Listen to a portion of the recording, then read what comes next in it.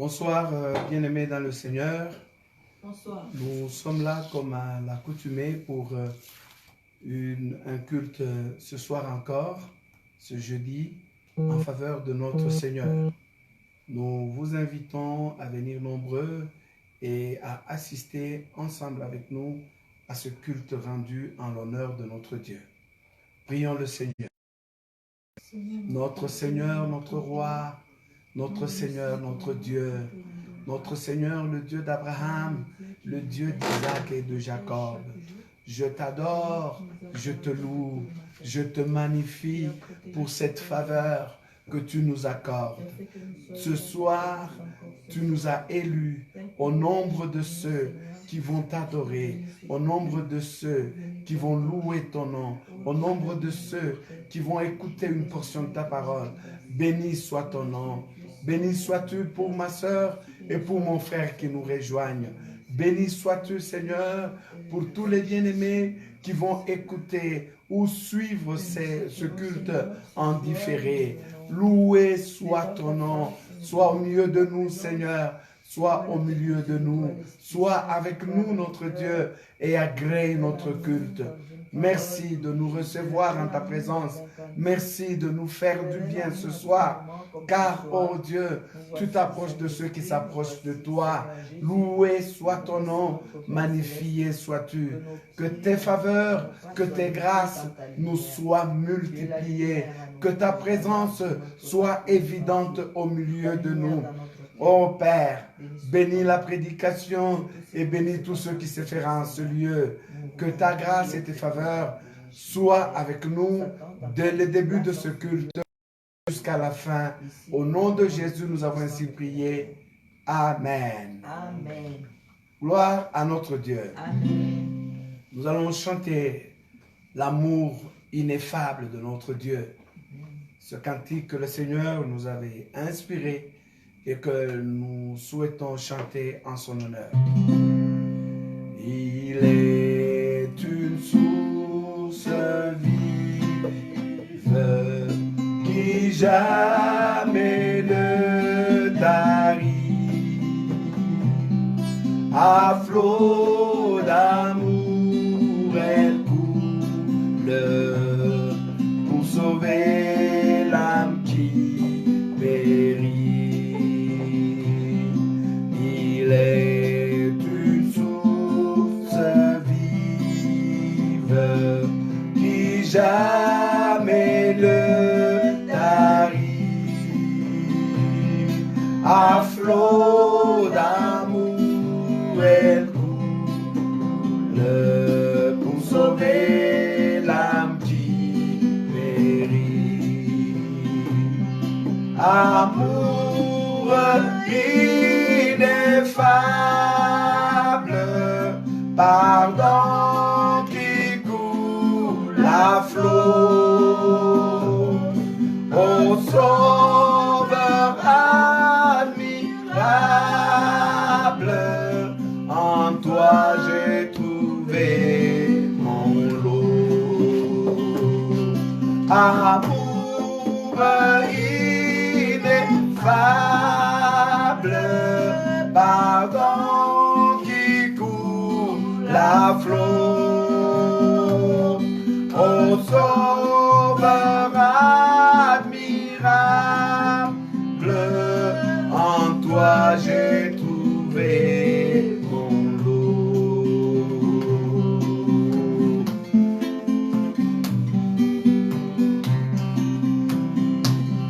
Je viens au Sauveur admirable, t'offrir mon cœur contrit devant ta sainte table. Bon berger, je suis ta brebis. Je viens au Sauveur admirable, t'offrir mon cœur contrit devant ta sainte table. Bon berger, je suis la brebis. Amour ineffable, pardon qui coule à flot. Ô Sauveur admirable, en toi j'ai trouvé mon lot. Amour ineffable, pardon qui coule à flot. Ô Sauveur admirable, en toi j'ai trouvé mon lot.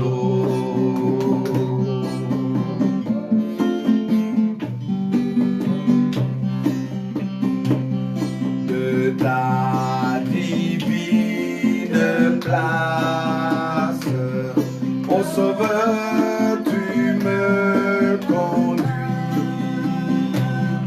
et pardonne par ta grâce tout le mal que j'ai commis. De ta divine place, ô Sauveur, tu me conduis et pardonne par ta grâce tout le mal que j'ai commis. Amour ineffable, pardon qui coule à flot.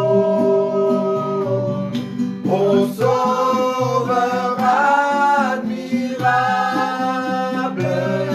en toi j'ai trouvé mon lot. Amour ineffable, pardon qui coule à flot. Ô Sauveur admirable, en toi j'ai trouvé mon lot. En toi Jésus, en toi j'ai trouvé mon lot. Mon Rédempteur, en toi j'ai trouvé mon lot. Le Tout-Puissant, en toi j'ai trouvé mon lot. En toi Jésus, en toi j'ai trouvé mon lot. Oh, en toi Jésus, en toi j'ai trouvé mon lot. Amour ineffable, amour ineffable, pardon qui coule à flot. Ô Sauveur admirable, en toi j'ai trouvé mon lot. En toi Jésus, en toi j'ai trouvé mon lot. Tout mon amour, j'ai trouvé mon lot. Oui, tu m'as aimé, j'ai trouvé mon lot. Ah, tu m'as aimé Jésus, j'ai trouvé mon lot.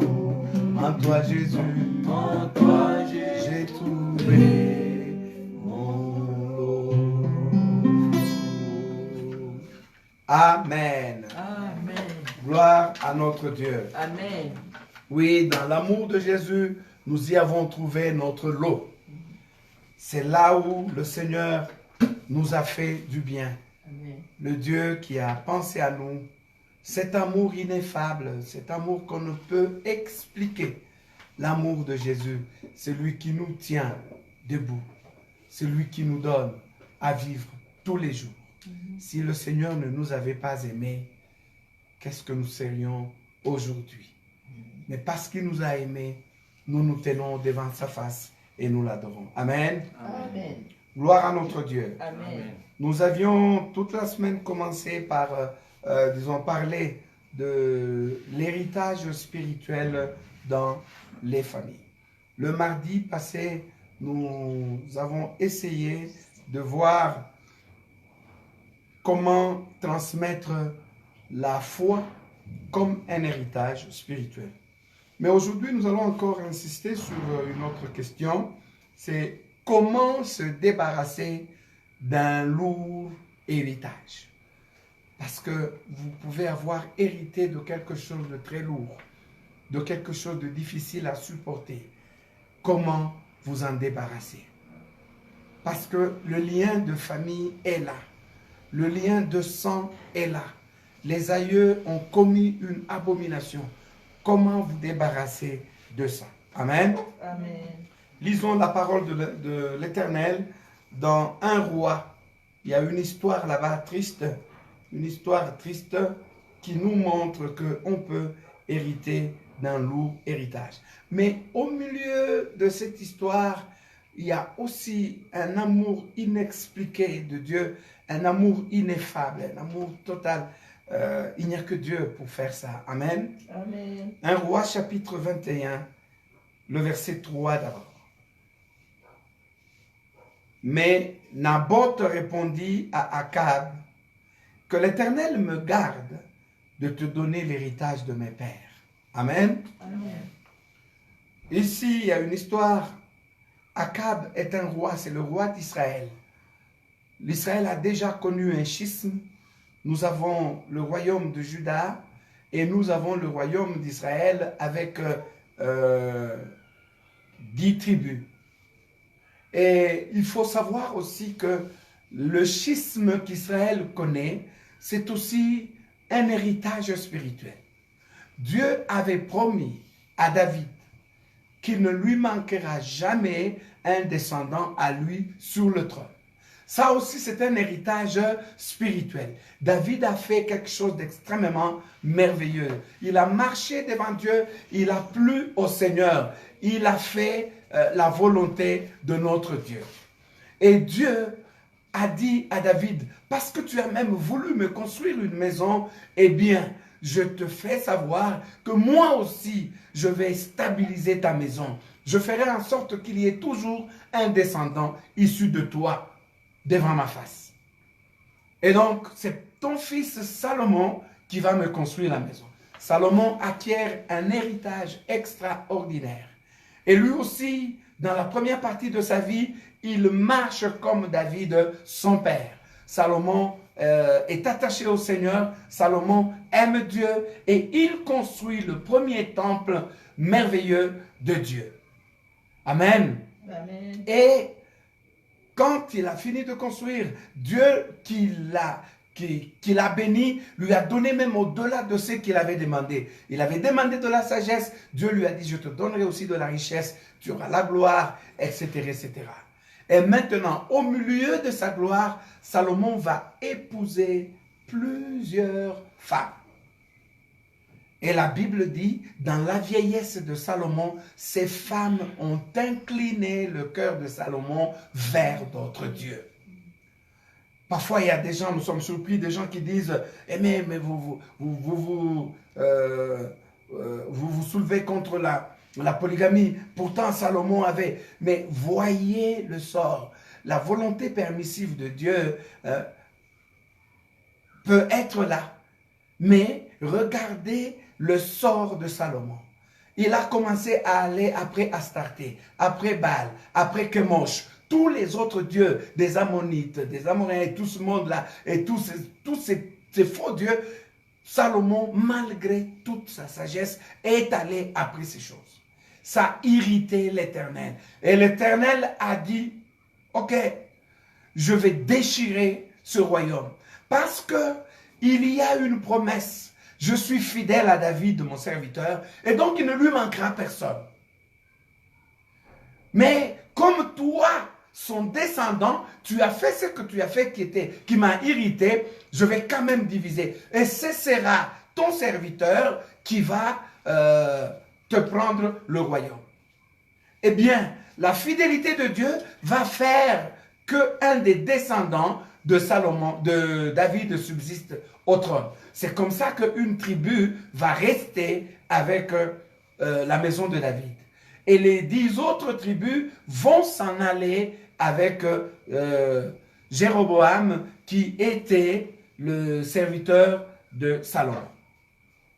Et vous allez voir que maintenant Jéroboam s'est dit, non, si je laisse le peuple rentrer toujours en Israël, à Jérusalem, adorer Dieu, ce peuple va m'oublier, il va me chasser. Jéroboam va aussi faire le mal devant Dieu et il va créer d'autres dieux afin de détourner Israël du vrai Dieu, l'Éternel. Et Dieu va jurer sur Jéroboam.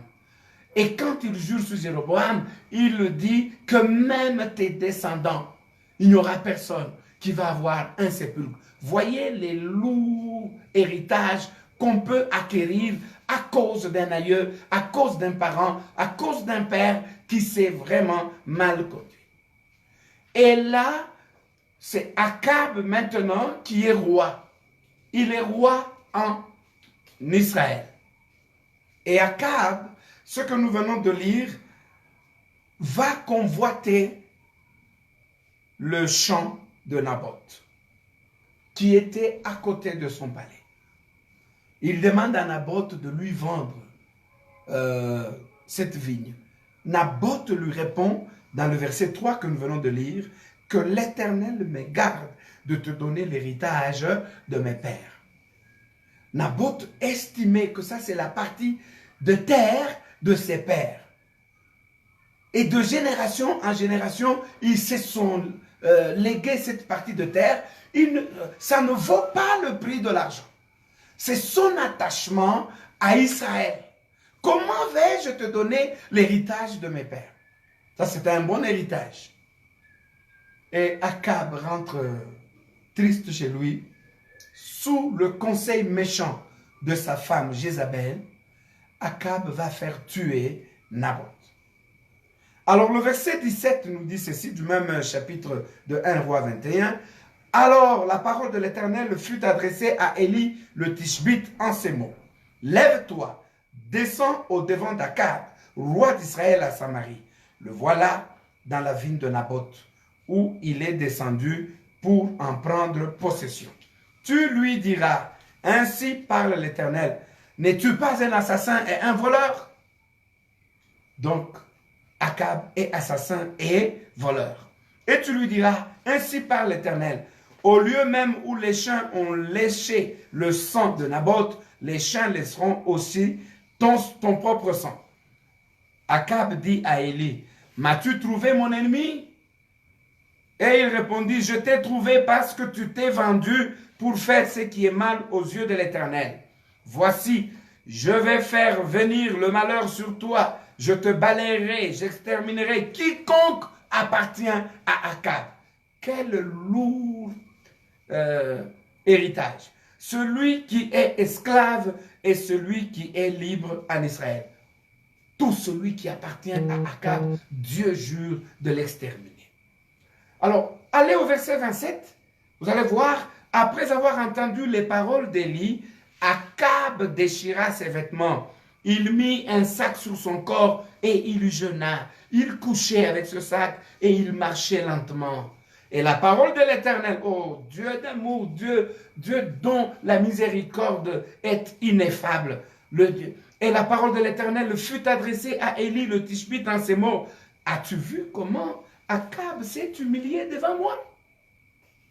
Parce qu'il s'est humilié devant moi, je ne ferai pas venir le malheur pendant sa vie. Ce sera pendant la vie de son fils que je ferai venir le malheur sur sa maison. Oh là là. Alléluia. Amen. Il a versé le sang. Il a mal fait. Il a volé la vigne d'autrui. Et maintenant, la parole descend sur lui en lui disant, toi et même toute ta progéniture, je vais vous exterminer. Voilà le pécheur qui s'humilie, qui se répand, qui pleure. Et Dieu regarde, Dieu dit, ok, je ne ferai pas venir le malheur pendant sa vie, mais je le ferai venir dans la vie de son fils. Amen. Amen. un si lourd héritage. Bien-aimé dans le Seigneur, je ne sais pas de quel type d'héritage tu as hérité. Je ne sais pas qui, dans la généalogie de ta famille, a été comme Akab, assassin, voleur. Qui a été comme Jézabel, cette femme qui a amené l'idolâtrie en Israël. Qui a été dans la sorcellerie? Qui a été dans la magie dans ta famille? Qui a versé le sang? Qui a dérobé les choses d'autrui au point d'irriter l'Éternel et que l'Éternel jure sur lui en disant, toi et ta progéniture, voilà ce que je vous ferai. Je me souviens du serviteur de Élisée. Le serviteur de Élisée est allé dérober quelque chose du général syrien Naaman. Et quand il revient, Élisée, qui reçoit la révélation de la part du Seigneur, lui dit, il ne manquera personne dans ta génération qui n'aura pas la lèpre. Donc il y aura toujours quelqu'un qui aura la lèpre dans ta génération. Pourquoi? Parce que ce serviteur est allé, il a convoité les biens de Naaman, il a menti et il a pris les biens de Naaman. Pourtant, quand Naaman est venu se faire guérir auprès de l'homme de Dieu a refusé toute forme de cadeau. Et Géasi, ce serviteur, lui, a voulu prendre. Il est allé mentir. Il dit, mon maître m'envoie pour que tu m'envoies quelque chose parce qu'il a des visiteurs. Et Naaman dit, mais moi j'ai bien voulu lui donner ce qu'il voulait. Mais pourquoi il a refusé? Prends, ajoute lui-même ceci. Cette cupidité de Géasi a fait que dans sa lignée, il y ait toujours quelqu'un avec une lèpre. Vous voyez, des héritages aussi lourds. Des héritages qui font que les vies de plusieurs personnes sont liées. Les vies de plusieurs personnes sont bloquées. Que faire lorsque tu es dans un tel cas? Premièrement, je voudrais que tu connaisses la nature de Dieu. C'est un Dieu qui prend plaisir à la miséricorde. De la même manière qu'il était disposé à pardonner à Naboth, plutôt à Akab, qui a tué Naboth. De cette même manière, il est disposé, à combien plus forte raison, de te pardonner toi. C'est pourquoi il est important, quand tu es en prière, de dire au Seigneur, pardonne mes fautes, mais pardonne aussi les fautes de mes aïeux. Comme Daniel avait fait. Il dit, oh Dieu, à nous la honte, à nous et à nos pères, parce que c'est nous qui avons été rebelles à toi. Voilà pourquoi tu nous as vendus. À nous la honte et la honte de mes pères. Donc, va auprès du Seigneur avec ton fardeau et celui de tes aïeux. Dieu peut te pardonner. Il est un Dieu qui prend plaisir à la miséricorde. Mais la plus grande chose qu'il faut faire, c'est recevoir Christ comme Seigneur et Sauveur personnel. Parce que lorsque nous sommes en Christ, comme il est écrit dans 2 Corinthiens 5, 17, si quelqu'un est en Christ, il devient une nouvelle créature. Va te cacher en Jésus. Lui, il a pris nos malédictions à la croix. Ésaïe le décrit comme l'homme de douleur, habitué à la souffrance. Nous l'avons considéré comme puni. Pourtant, c'est de nos fautes qu'il s'est chargé. C'est de nos transgressions qu'il a été cloué à la croix. Donc, ce Jésus prend ta faute. Ce Jésus prend tes péchés. Ce Jésus prend tes transgressions et même toutes les conséquences. Jésus est prêt à les prendre. Il s'est fait malédiction pour que nous soyons bénédiction. Voilà pourquoi au début de ce culte, j'ai chanté l'amour ineffable, un pardon qui coule à flot, qui vient de ce Sauveur admirable. En lui, nous avons trouvé aussi notre lot. Alléluia. Amen. Notre Dieu, Jésus-Christ, a pris nos malédictions. Il est bon de le savoir et de le réclamer auprès du Seigneur. S'il y a quelque chose dans ta vie qui est comme une réclamation venant de ces personnes qui ont vécu avant toi, tu as la latitude d'aller auprès du Seigneur et de dire, oh Dieu, tu as pris mes malédictions. Oh Dieu, tu as pris mes fautes. Sauve-moi. Le Seigneur va venir te sauver. Le Seigneur va venir auprès de toi et il va commencer une nouvelle histoire avec toi. Même si tes aïeux ont été méchants, ils ont irrité l'Éternel. Si toi aujourd'hui tu vas dans les mains de l'Éternel, Dieu, notre Dieu, va arrêter le cours ou la transmission de ces malédictions. Et toi, tu vas commencer une nouvelle génération devant Dieu. La Bible dit, il est un Dieu qui punit les péchés des pères sur les enfants jusqu'à la 3e et 4e génération. Parfois, on peut se dire, waouh, 3 générations, 4 générations qui vont subir les conséquences d'une personne qui a vécu avant eux. Mais attention, Dieu est un Dieu d'amour extraordinaire. Parce que quand il fait miséricorde, quand il fait grâce, c'est jusqu'à la 1000e génération. C'est quoi 4 générations par rapport à 1000 générations?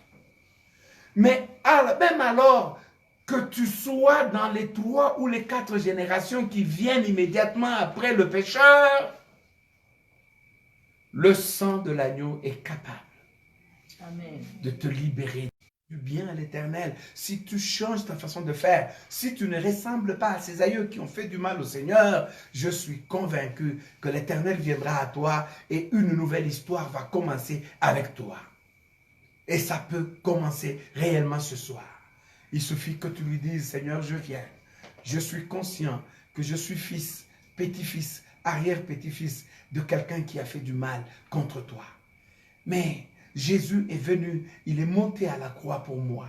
Avant même que je ne fus né, il avait déjà versé son sang pour moi. À combien plus forte raison, maintenant que je le connais, je viens à toi, prends mes fautes, prends toutes mes transgressions, prends les transgressions de mes aïeux, ôte-les de moi, commence avec moi une page toute nouvelle.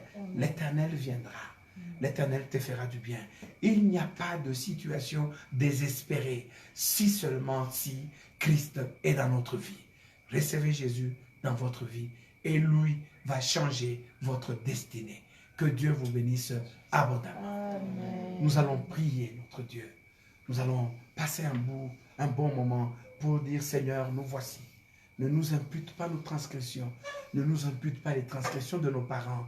Regarde, si dans la lignée qui m'a précédé, il y a des gens qui ont irrité ton cœur éternel, moi, j'ai reçu Christ comme Seigneur et Sauveur personnel. Je voudrais qu'avec moi, tu construises une nouvelle génération. Prions le Seigneur. Oh Dieu, oh Dieu, ta parole ne vient pas en vain. Elle vient pour sauver, elle vient pour aider, elle vient pour changer, elle vient pour transformer, elle vient pour nous ôter les lourdes conséquences d'un lourd héritage issu de nos parents, issu de nos grands-parents, issu de nos arrière-grands-parents. Oui, Seigneur, c'est vrai, nous méritons la malédiction, nous méritons les conséquences des péchés de nos parents, de qui nous portons le sang. Mais, oh Dieu, notre grâce, notre bénédiction, c'est que Christ est mort à la croix pour nous. Bien plus, il est ressuscité. Il est maintenant à la droite du Père et il intercède pour nous. Oh, c'est une bonne nouvelle. C'est une bonne nouvelle qui nous sort de nos prisons, des prisons de malédiction que nous avons héritées de nos pères. C'est une bonne nouvelle qui vient nous libérer du lourd fardeau avons acquis par le lien du sang. Oh Jésus,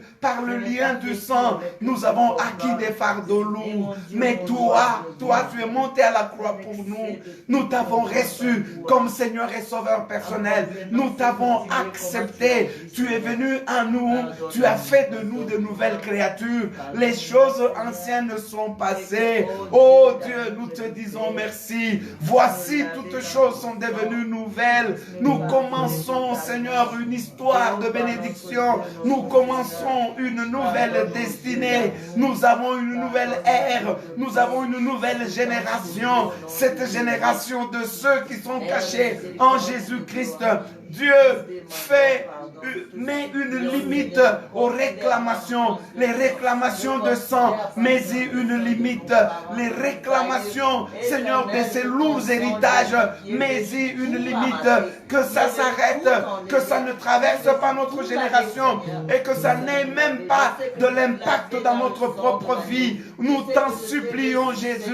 Nous t'en supplions, Jésus. Nous t'en supplions, notre Seigneur et notre Roi, que l'impact des péchés de nos parents, de nos arrière-grands-parents et même nos propres péchés, nous te supplions de l'enlever par le sang de l'agneau, car le sang nous lave et il ôte toute iniquité. Nous ne sommes plus condamnés. Il est écrit dans Romains 8 que ceux qui sont en Christ n'ont plus aucune condamnation. Il n'y a plus de condamnation pour ceux qui sont en Jésus-Christ. Oui, Seigneur, tous ceux qui nous condamnaient, cet acte dont les ordonnances nous condamnaient, toi, tu l'as cloué à la croix, tu l'as déchiré pour nous libérer. Nous te disons merci, Seigneur. Nous te disons merci, notre Dieu. Nous voulons par la foi marcher maintenant en comptant sur ton amour. Nous voulons par la foi marcher maintenant en sachant que nous avons été pardonnés. Il n'y a plus une seule condamnation pour ceux qui sont en Jésus-Christ. Il n'y en a plus. Loué soit ton nom. Loué soit ton nom, notre Dieu. Loué soit ton nom pour ma soeur qui t'a reçu comme Seigneur et Sauveur personnel. Il n'y a plus de condamnation pour elle. Béni soit ton nom pour ce frère qui est en train de prier avec moi maintenant, qui t'a reçu comme Seigneur et Sauveur personnel. Il n'y a plus de condamnation pour lui. Non seulement tu ne nous condamnes pas, mais tu as aussi la capacité d'enlever les conséquences des fautes de nos parents et nos propres fautes. Nous t'adorons, Jésus. Nous te louons, Seigneur. Nous te magnifions, notre roi. Sois béni, sois glorifié, sois élevé pour l'œuvre de la croix, pour cette œuvre salvatrice que tu as opérée en notre faveur. Sois béni, notre Dieu. Sois béni, notre Dieu. Sois béni, notre Seigneur, de nous avoir bénis de toute forme de bénédiction spirituelle dans les lieux célestes depuis que nous avons reçu Jésus. À toi la gloire. À toi la gloire. Nos vies sont maintenant bénies. Notre destinée est radieuse. Loué soit ton nom. Magnifié sois-tu. Nous t'avons ainsi prié. Au nom de Jésus, notre Seigneur et notre Roi. Amen. Est-ce qu'on peut applaudir l'Éternel? Est-ce qu'on peut le louer pour la grâce qu'il nous a accordée? Amen. Amen. Dieu vous bénisse abondamment. Amen. Nous louons Dieu pour le frère Ruben, le frère René Tolé, la sœur Louisa Mawete, le frère, le pasteur Jean-Jacques Boina, le frère Serge Ndala, David Chimbi et tous les autres qui nous ont suivis, qui ont été ensemble avec nous. Et nous bénissons d'ores et déjà ceux qui vont suivre ce message en différé. Que la même grâce que nous avons reçue leur soit aussi accordée. Nous vous bénissons. Amen. Père, nous te louons, nous te glorifions pour ce que tu as fait avec nous et pour ce que tu as fait avec nos frères. Loué soit ton nom, Seigneur, le Dieu de bénédiction, le Dieu puissant, notre roi et notre maître. Que ta grâce reste avec chaque famille, que tes faveurs conduisent chaque membre des familles qui nous ont suivis. Que tes faveurs leur soient multipliées au nom glorieux de Jésus. Que la paix de l'Éternel, notre Dieu, inonde vos cœurs désormais et l'amour de Christ Jésus puisse vous rassurer de votre salut et de votre bénédiction. Et que la communion par le Saint-Esprit vous tienne solidement attachés à Dieu notre Père, au nom de Jésus, notre Seigneur et notre Roi. Amen. Amen. Bonne soirée à tous. Merci.